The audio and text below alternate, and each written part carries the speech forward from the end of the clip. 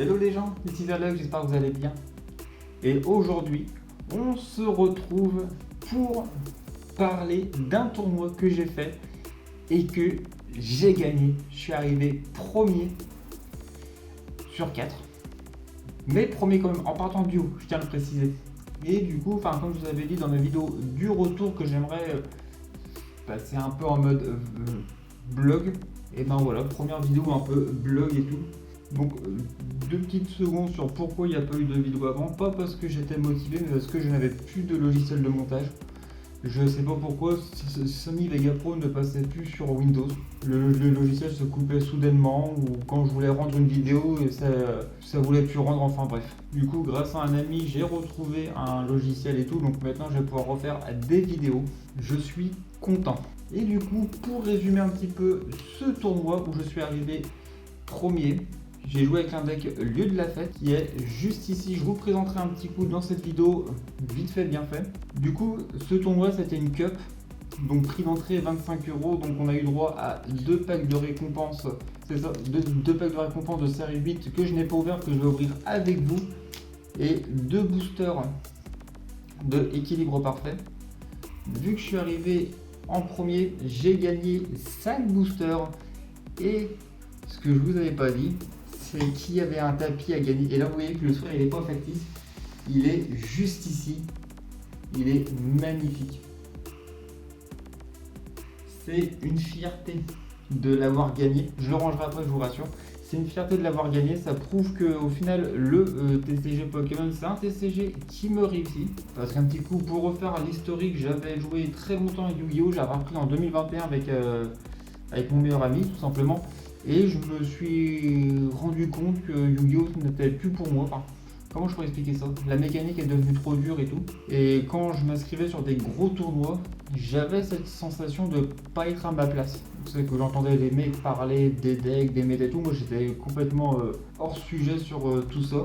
Et quand j'étais faire mon régional à Stuttgart, je me suis senti mais comme un poisson dans l'eau. Donc c'est pour ça que le tapis, je suis très content de l'avoir gagné. Et puis en vrai de vrai, grâce à cette communauté que j'ai dans ma ville, on a une très bonne communauté qui maintenant sont pour la plupart devenus des amis. Donc voilà, sur ces beaux petits mots. En carte intéressante jouable, j'ai eu 2 Pokéregistres, et ça c'est cool. 2 énergies rocheuses qui sont jouées dans quasiment tous les decks combat maintenant. Pour les hits, un petit Archiduc X qui fait plaisir. Un petit Mega Zygarde, je crois que c'est full art. Et 2 petites aires où il y a Dimoclès. Je vais essayer de me pencher dessus pour faire un petit deck. Et le Dédain qui franchement est magnifique. Vous savez quoi? Je suis tenté pour ouvrir pour la première fois des boosters de pack de récompense la série 8. J'en ai jamais ouvert encore. Je voulais faire la présentation de mon deck, donc dit le deck profile. Mais on va s'ouvrir un petit booster avant. Grande première donc de ce booster qu'on va voir ensemble. Énergie de la Team Rocket. Lance de la Team Rocket. Reshiram de N. Le Philanthrope Cosmolo. Deuxième Cosmolo avec le Latios. Effectivement, je ne m'attendais pas à ce qu'il y était. Et une petite énergie plante. Et c'est marrant parce que le lieu de la fête, c'est vraiment le deck plante. Et après, c'est le code que je me réserve pour l'ouverture sur le TCG, pour que les ouvertures finissent sur TikTok. Donc, comme vous l'aurez compris, donc on a été 4 participants, donc ça veut dire qu'on a tous joué les uns contre les autres. Donc moi j'y étais avec mon deck Lieu de la Fête, donc c'est-à-dire avec ce Pomme d'Amour. Donc en gros c'est lui le gros attaquant du deck. Particularité du deck, c'est qu'il peut attaquer, c'est que les Pokémon ayant le talent de tête de la fête peuvent attaquer 2 fois si le stade est en jeu. C'est pour ça que c'est vachement fort.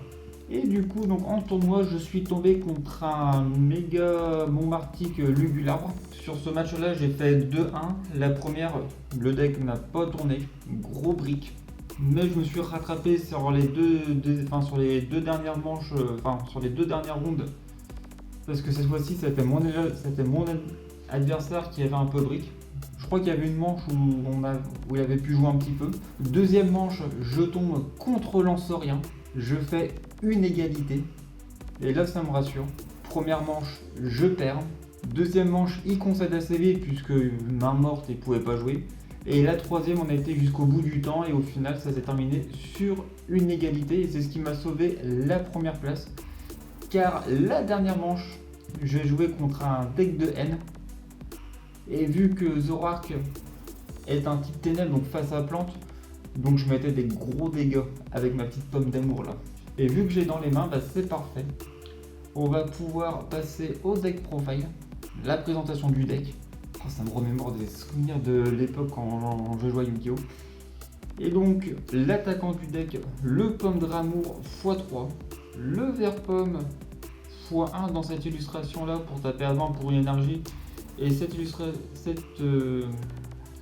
vert pomme là pour sa première attaque pour espérer tomber sur un face pour infliger 30 pour se débarrasser des petits roses boutons.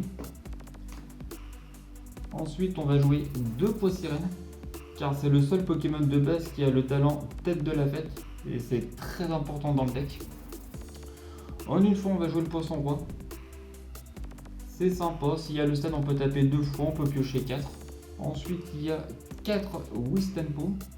Ensuite le moteur du deck, le Badaboin, qui dit que s'il y a un Pokémon qui a le talent tête de la fête en poste actif, je peux utiliser son talent et je peux aller chercher une carte depuis mon deck et l'ajouter à ma main. Surtout ce qui est fort, c'est que si j'en ai 3 sur le banc, que j'ai un Pokémon actif, je peux aller chercher 3 cartes dans mon deck. C'est vraiment la carte du deck. Et du coup vous comprenez pourquoi le Poissirène a toute sa place. Le petit logarithmique pour sa première attaque, que quand on attaque on affiche 60 et les attaques et le coup de retrait adverse prennent une énergie incolore en plus. Donc ça c'est vraiment ce qu'on retrouve typiquement dans tous les decks dieu de la fête. Après pour se protéger des decks adverses on joue le Psyquaquac pour limiter les effets des Terraclops et Noctunoir pour éviter qu'ils nous bousillent notre banc. Et le Shining qui vient protéger. C'est ça, donc en gros il protège tous les Pokémon qui n'a pas d'encadré règle par les attaques qui infligent des dégâts provenant des Pokémon ex-adverses. Donc par exemple tout ce qui est Angoliath X, Staros X, Mega Massacre, je pense à ça parce qu'hier j'ai joué contre mon ami qui joue un deck électrique et qui... Après c'était pour le fun mais il avait gagné grâce au Mega Massacre. Donc quand je lui ai mis le Shining, ça l'a un petit peu bloqué.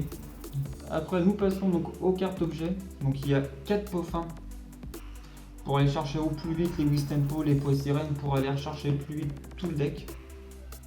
2 Civières Nocturnes, 4 Pokérogis pour aller chercher plus vite les Badaboins, les Pommes d'amour ou le Poisson roi.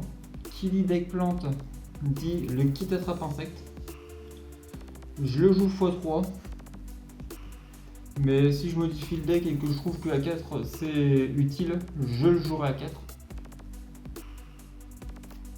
Après il y a 4 déterminations de Lily. Obligé minimum 3 exemplaires dans tous les decks. Et je voulais vous montrer, parce que c'est ma petite fierté, le détermination de Lily en allemand. Donc que j'ai récupéré au régional de Stuttgart. C'est un très beau souvenir. Ensuite, je joue 2 Cassis qui me permet soit d'échanger ou d'infliger plus de dégâts si le Pokémon actif de mon adversaire est un Pokémon X. Pour faire plus de dégâts et aller chercher les mégas, on joue le entraînement de karatéka x1. 2 Juges pour essayer d'embêter les joueurs d'Alakazam ou de Zoroark qui peuvent se faire des mains monstrueuses. 3 Ordre du Boss. Un Soutien de défi pour aller chercher 3 Pokémon sans encadrer règles ou énergie de la pile de défaut si on les ajoute à la main. 2 Bracelets Vaillants qu'on équipe à un Pokémon et qui inflige 30 dégâts supplémentaires. Donc sur un Pomme d'amour qui peut taper à 100, si on a 5 Pokémon sur le banc, plus 100 peut taper à 130 x 2, ça fait 260. On peut aller chercher quelques Pokémon X, une ceinture maximale, le petit ballon pour tirer 2 coups de retrait et tout. Moi je joue soit sur les Badaboins si je me prends un boss order, ou enfin l'ordre du boss en français, ou sur le poids sirène pour si au cours on met KO un Pokémon, je peux aller poser le poids sirène avec le ballon, utiliser le talent des Badaboins et remettre sur le banc sans utiliser de carte énergie. Qui dit le deck, voilà, lieu de la fête, il y a la carte stade qui nous permet d'attaquer 2 fois s'il est sur le terrain. Et du coup, ce qui est bien avec le lieu de la fête, c'est que tous les Pokémon actifs qui ont une énergie ne peuvent plus être sous effets spéciaux, ou s'ils l'étaient, ils guérissent. Et en carte énergie, il y a 5 énergies plantes. Donc voilà le deck qui m'a permis de gagner le tournoi. Et avant de vous laisser, je vais ouvrir le deuxième. Allez, c'est parti avec le Carmash de Cynthia. Défense de fer. C'est des rocks. Très intéressante dans la méta actuelle. En Cosmo Holo Voltorb de machine. Et une deuxième Cosmo Holo avec PP plus 2N. Et une énergie eau. Pas de chance dans les boosters de récompense. Mais bon, c'est pas grave, j'avais jamais ouvert de pack de récompense de série 8, donc je suis très content. Encore plus de l'avoir fait avec vous. Ça m'a fait plaisir d'avoir partagé cette expérience de joueur. Et puis il faudra surtout que je me motive à faire des vidéos sur le logiciel pour vous montrer un petit peu ce que le deck lieu de la fête peut arriver à faire. Et sur ce, je vous remercie d'avoir pris le temps d'avoir regardé cette vidéo. J'espère qu'elle vous a plu. Si c'est le cas, je vous invite à mettre un pouce bleu, à vous abonner à la chaîne en cliquant sur la petite cloche des notifications pour ne pas louper mes prochaines vidéos. Dans la description, vous retrouverez le lien qui vous ramènera vers mon TikTok, mon Instagram et mon compte Card Market. Et sur ce, je vous dis à très bientôt.